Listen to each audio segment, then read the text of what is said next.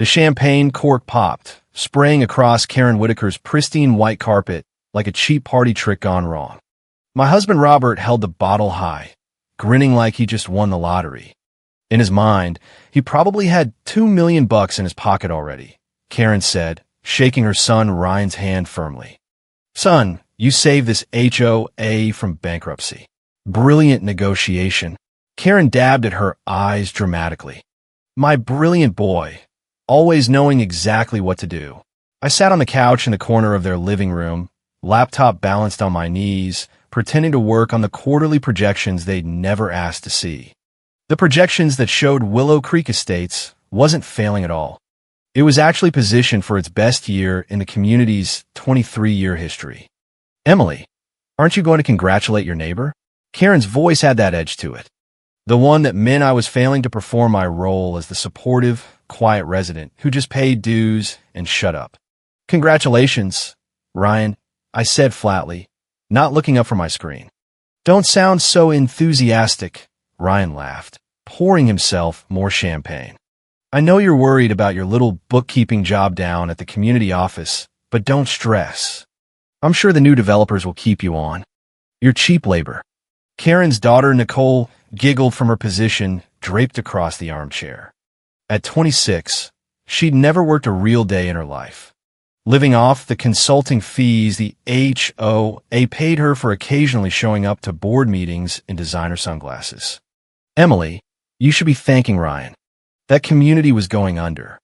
Now at least you'll get some severance before it completely collapses. I saved my spreadsheet and closed my laptop. The HOA isn't going under.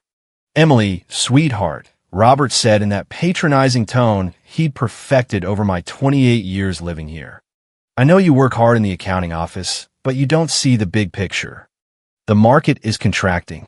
Our competitors, those fancy gated communities, are undercutting us, and our reserves are shrinking. Ryan made the smart choice. Our reserves are shrinking because Ryan approved a 25% dues increase without analyzing the actual maintenance costs. And those other communities aren't undercutting us. We're undercutting ourselves with your ridiculous rules that drive people away. Ryan rolled his eyes. See, this is why you just handle the books. You think everything is about numbers. HO in management is about instinct, vision. Something you've never had. Vision, I repeated. Is that what you call selling our community amenities for 30% less than they're worth? The Hendricks developers offered $2 million. Ryan's voice rose. That's generous for a struggling homeowners association. We're not struggling. Last quarter, Emily. Karen interrupted sharply. Enough. This is Ryan's moment. He's been running this HOA as president for 3 years, and he's making the tough decisions that need to be made. You're just upset because you weren't consulted. He was right about that last part. I hadn't been consulted, but then again, I never was. Willow Creek Estates had 312 homes, manicured lawns, a sparkling pool, a community park, and a clubhouse that hosted everything from book clubs to block parties.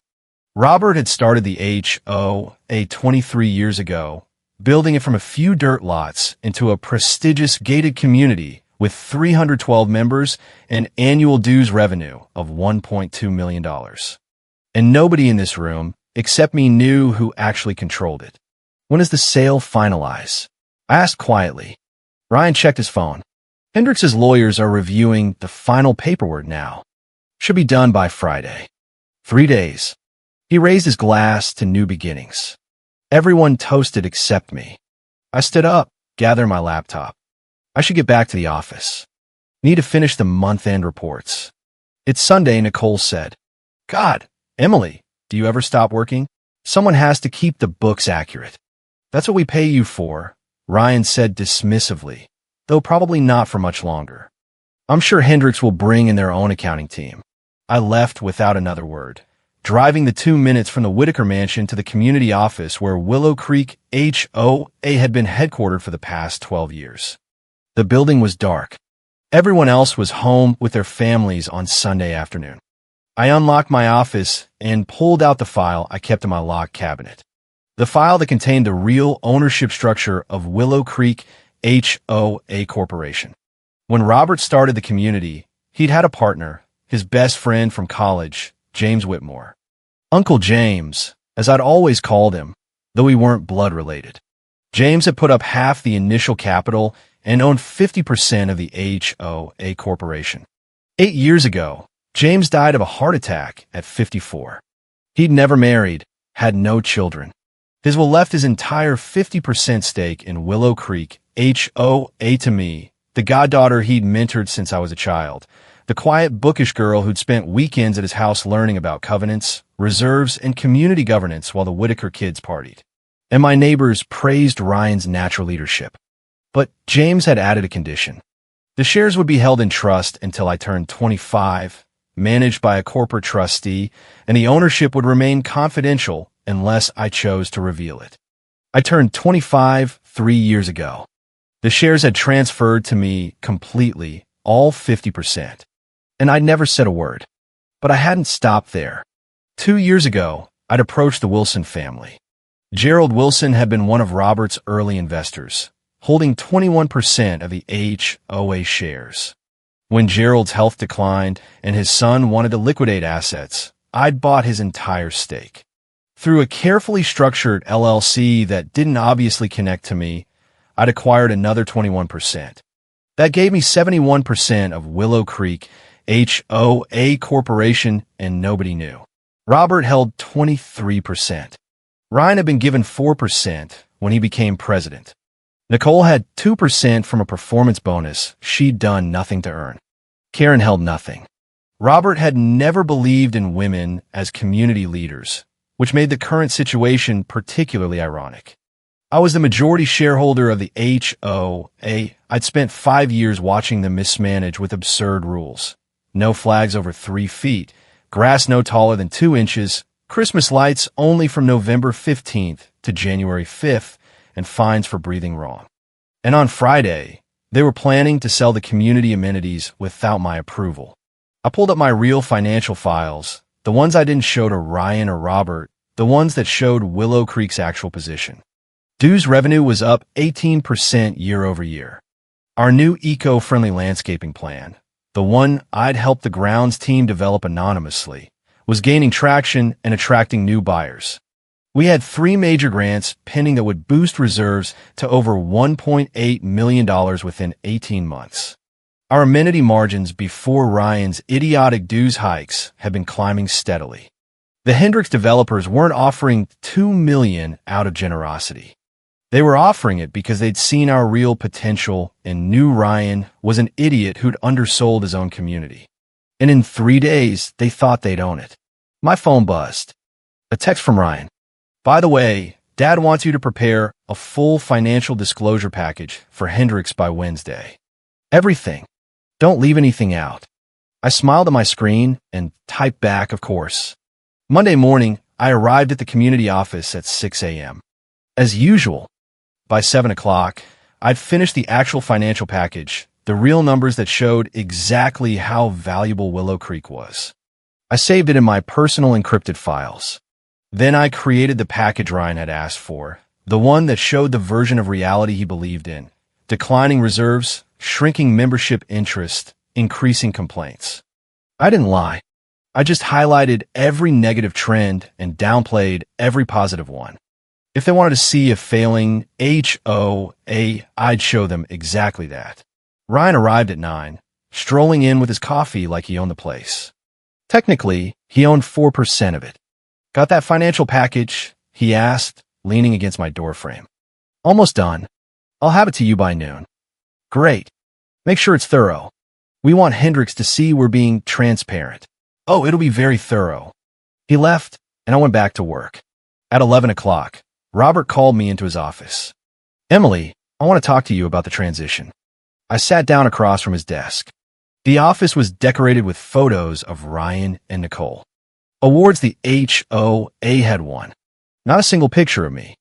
Hendricks Developers is going to bring in their own management team, Robert continued. That means Ryan will be stepping down as president. Obviously, he'll get a nice payout from the sale. I'll retire. Karen and I are thinking of buying that place in Arizona we've been looking at.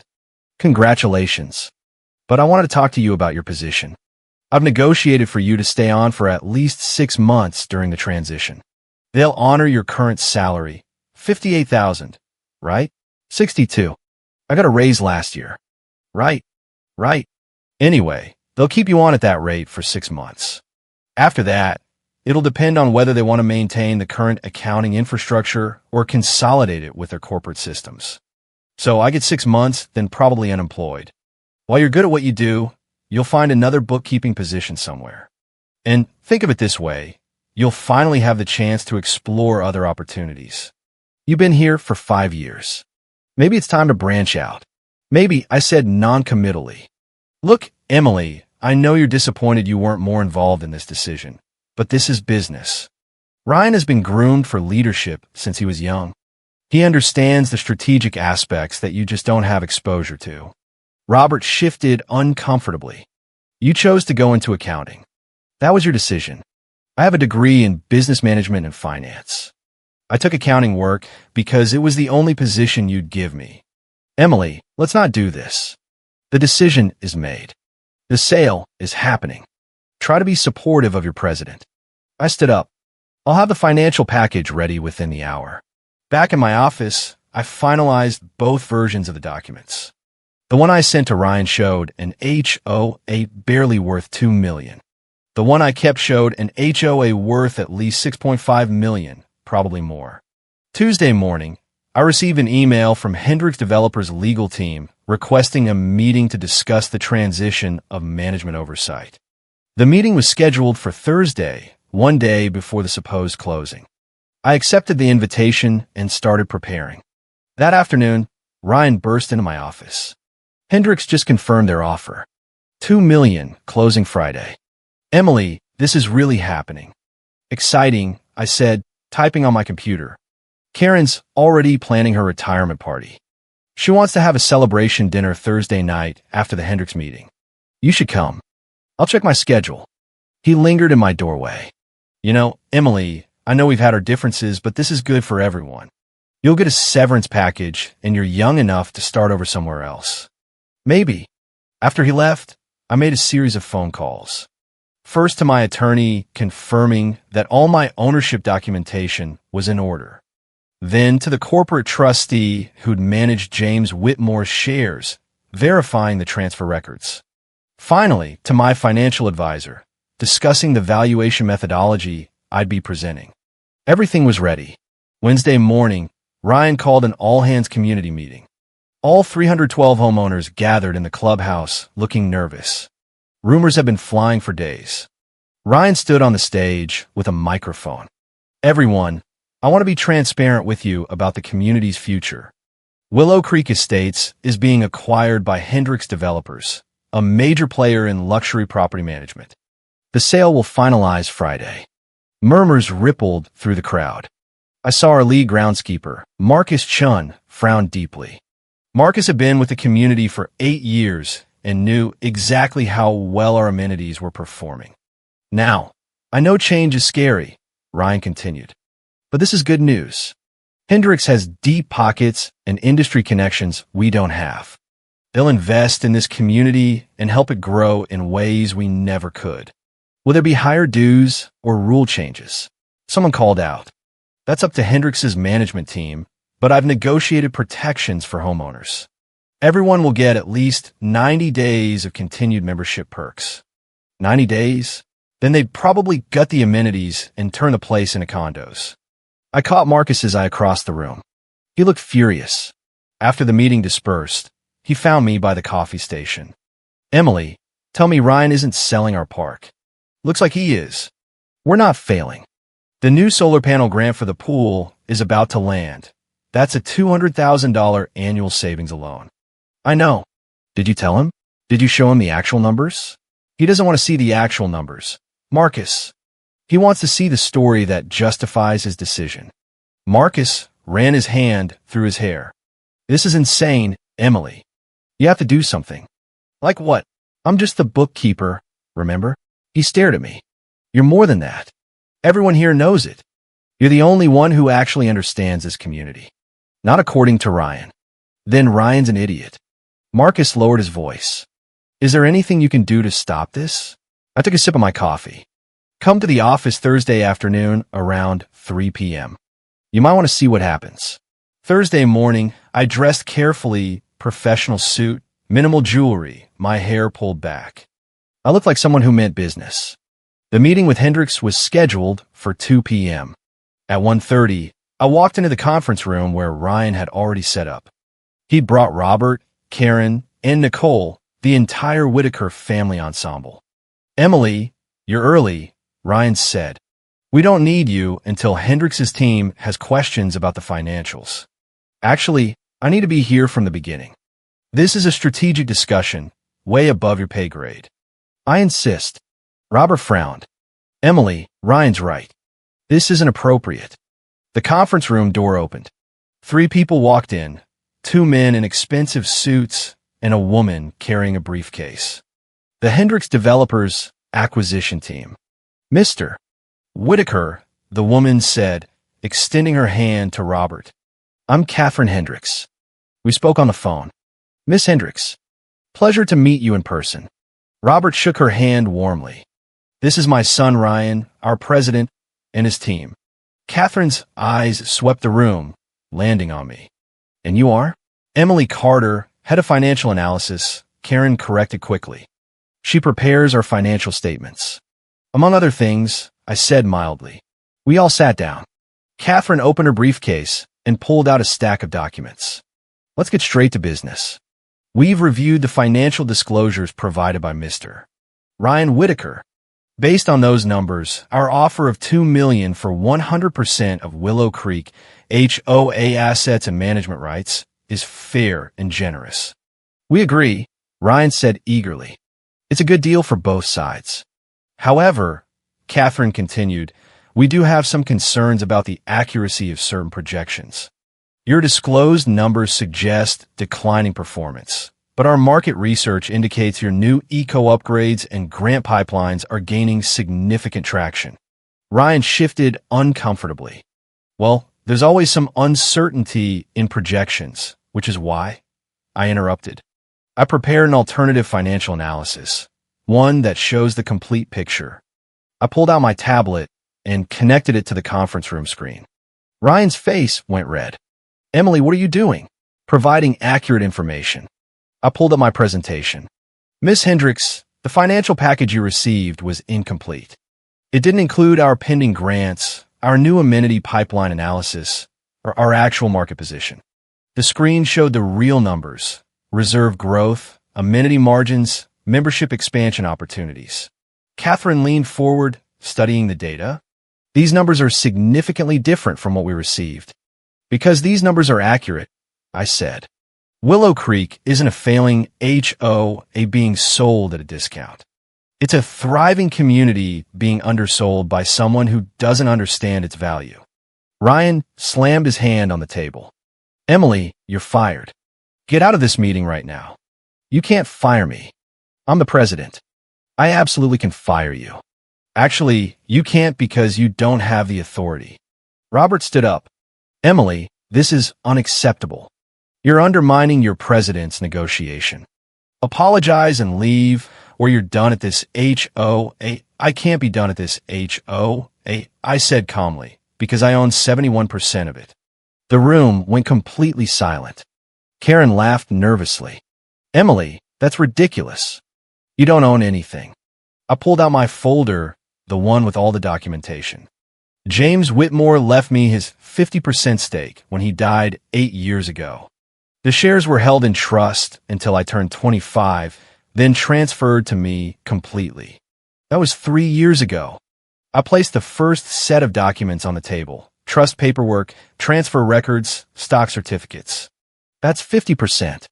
I acquired another 21% 2 years ago from the Wilson estate. That gives me 71% of Willow Creek HOA Corporation. Ryan grabbed the documents, his face white. This is fake.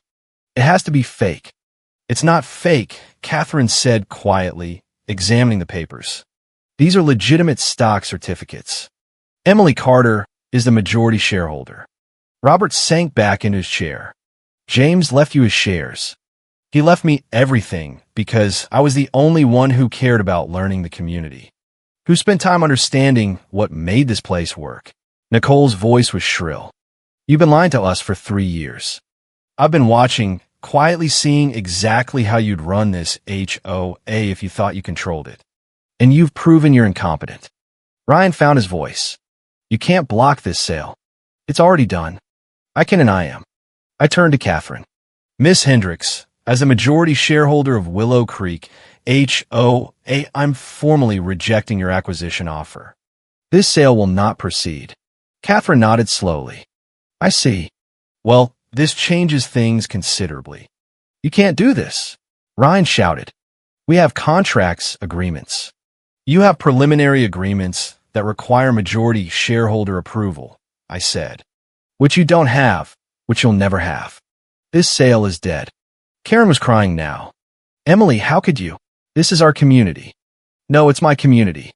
It's been my community for 3 years. You just didn't know it. Robert's voice was hollow. Everything James built, he gave it to you. He gave it to the person who deserved it, who understood it, who would protect it. I looked at each of them, not the people who'd sell our park for 30% of its value to fund retirement in Arizona. The door opened. Our HOA attorney, Michael Brooks, walked in, followed by Marcus Chun and 3 other senior homeowners. Emily, Michael said, I have the corporate resolutions you requested. Thank you, Michael. Ryan looked frantically between us. What resolutions? As majority shareholder, I said, I'm exercising my rights under the HOA bylaws. Effective immediately, the board of directors is being restructured. I handed out copies of the documents. Ryan Whitaker is removed as president. Robert, you're removed as advisor. The new president of Willow Creek HOA is me. You can't. Robert started. I can. I just did.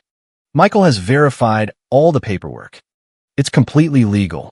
Catherine Hendricks stood up, gathering her documents. Well, this has been enlightening.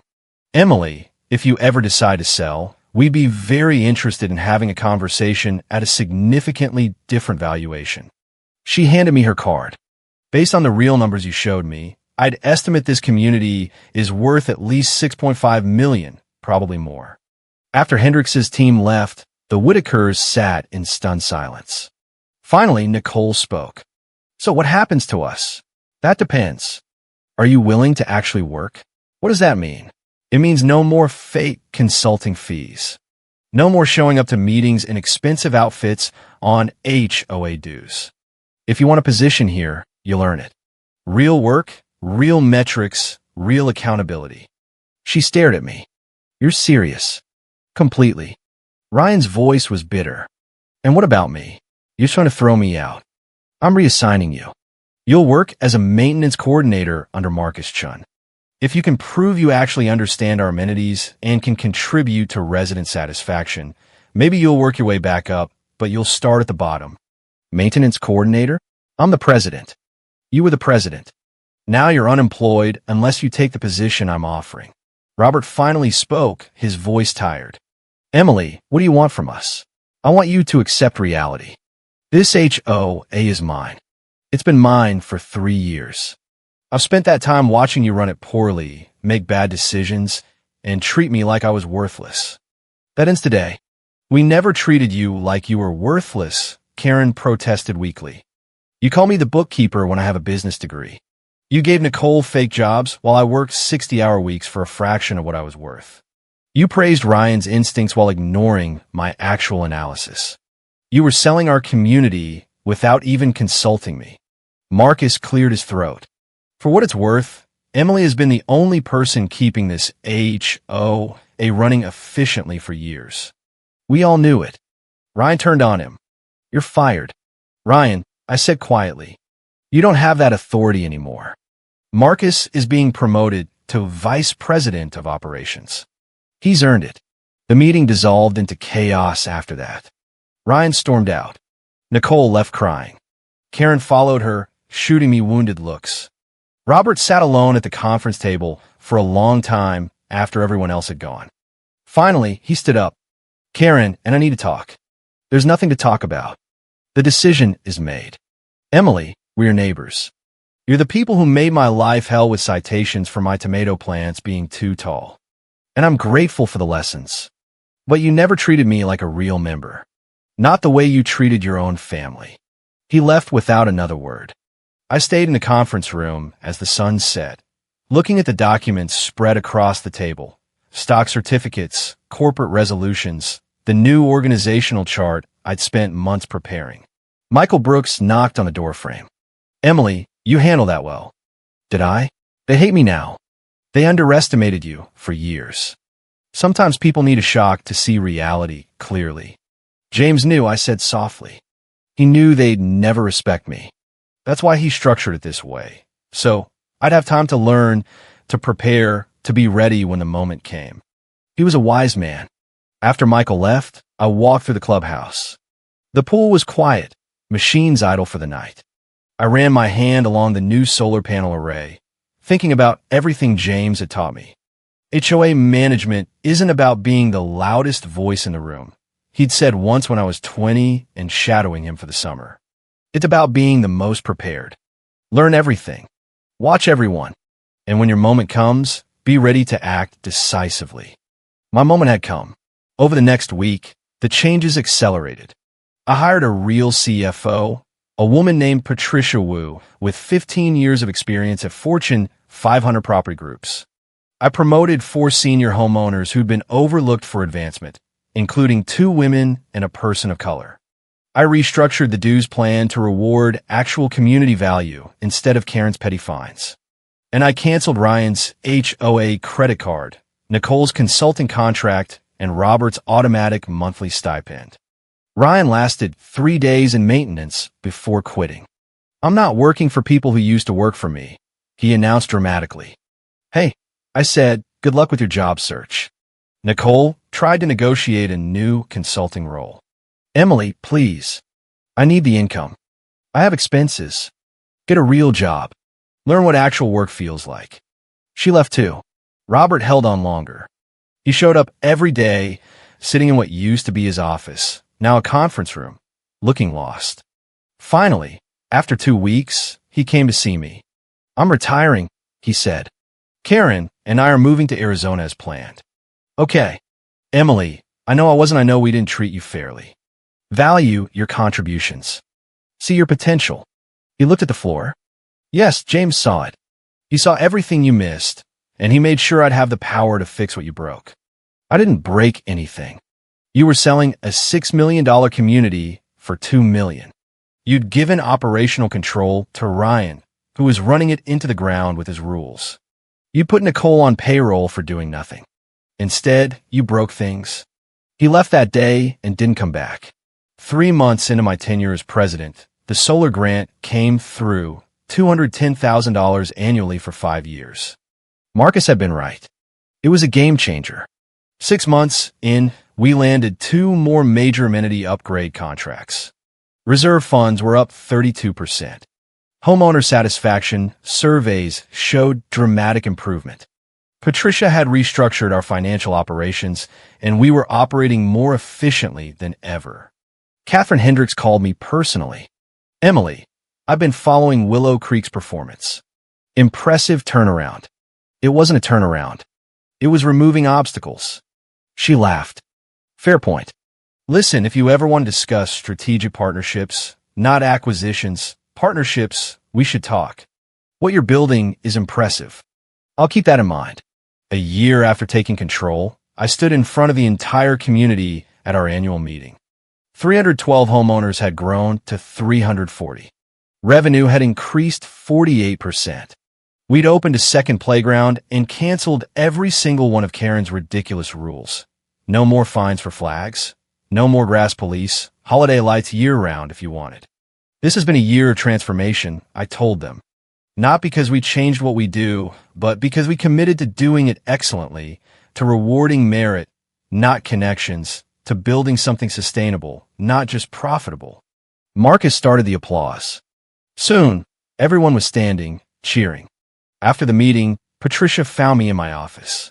Emily, I've been meaning to tell you. I've worked for a lot of associations. You're one of the best. I had a good teacher, James Whitmore. He taught me everything: how to read covenants, how to evaluate decisions, how to see through the Karen theatrics. I smiled, and he taught me patience, to wait for the right moment instead of forcing things. He chose well. That evening, I drove past the Whitakers' old mansion. It was dark. They'd moved to Arizona 3 months ago. We hadn't spoken since they left. I felt no sadness about that. My phone buzzed. A text from Marcus. Team wants to celebrate at Murphy's Bar. You coming? I smiled and texted back. On my way. The bar was crowded with Willow Creek residents celebrating another successful quarter. They cheered when I walked in. Someone handed me a beer. We talked about projects, timelines, new opportunities. This was my community now. The people who showed up, did the work, and built something real. Later that night, alone in my home, I pulled out the letter James had left with his will. I'd read it 100 times, but I read it again. Emily, if you're reading this, I'm gone. I'm sorry I won't be there to see what you'll build. But I know you'll build something extraordinary. You have what the Whitakers lack: vision, patience, and genuine respect for other people. Don't let them diminish you. Don't let them convince you you're less than you are. When the time comes, take what's yours and show them what real leadership looks like. Love, Uncle James. I folded the letter carefully and put it back in its frame on my wall. James had given me more than shares in an HOA. He'd given me the tools to claim my place, the confidence to use them, and the wisdom to wait for the right moment. Ryan had tried to sell our community for $2 million. He hadn't known I was the silent majority owner. Now he knew. Now everyone knew.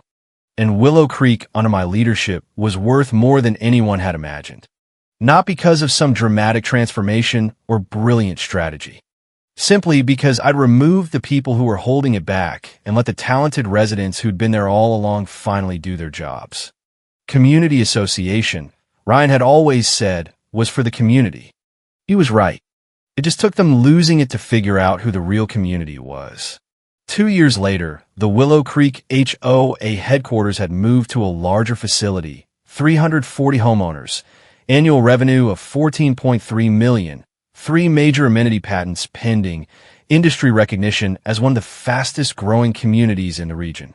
Catherine Hendricks and I had formed a strategic partnership, not an acquisition, but a collaboration that benefited both. Marcus Chun was now vice president, the position Ryan had held so poorly. Patricia Wu had helped us restructure with an IPO that valued the HOA corporation at $22 million. I still owned 51%, but the other 49% was distributed among residents, investors, and partners who'd earned their stakes. My phone rang, an unknown number. I almost didn't answer, but something made me pick up. Emily, it's Robert. I hadn't spoken to him in 18 months. Hello. I want to call to see how you're doing. I'm doing well. The community is thriving. I saw the news about your IPO.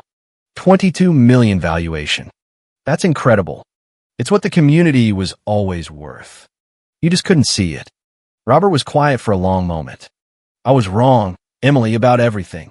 The way we treated you, the decisions I made selling to Hendricks, all of it. I was wrong. Yes, you were. Is there any chance could we talk?